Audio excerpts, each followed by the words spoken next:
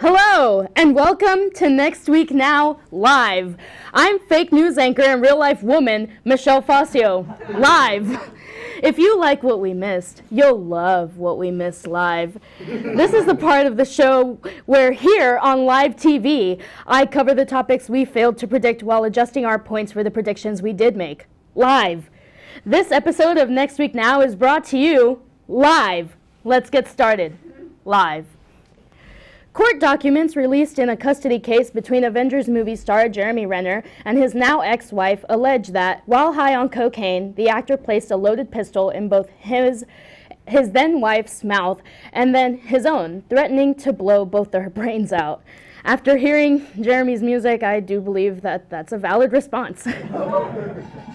This past week, a video was shown at Trump's Miami resort in which he brutalized and killed many opposing news organizations, with news organizations being under the banner of the Church of Fake News.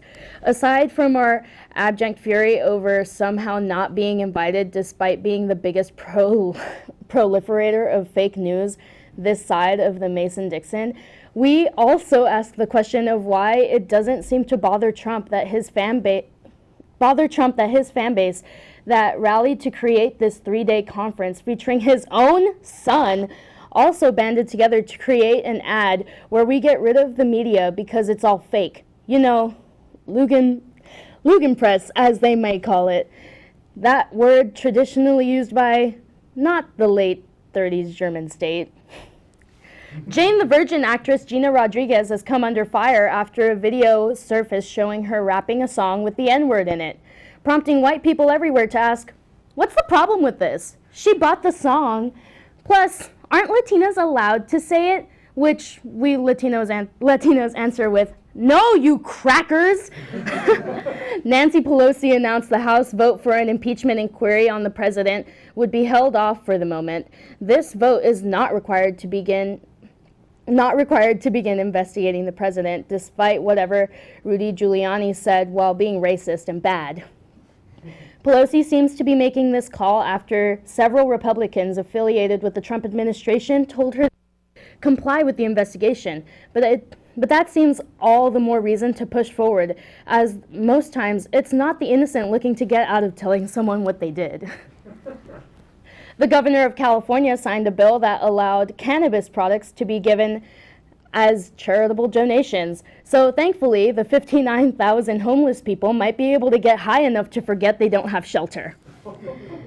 North Carolina got a little more edgy this past week with a new old lady fight club being started by 3 women who worked at the assisted living facility it was hosted at, meaning, fortunately, none of the seniors had to walk that far to get a nasty left hook from their attending nurse.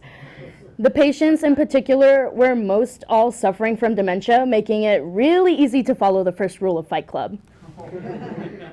Last week, we left off with 55,545,600 points, which means nothing to me.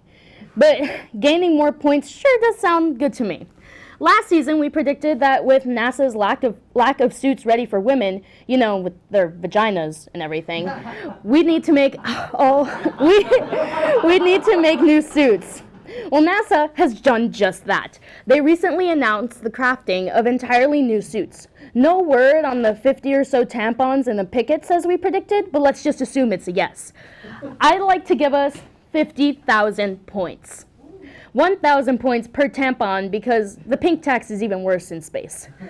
That's all for what we missed. Now we move on to the shoeless epidemic.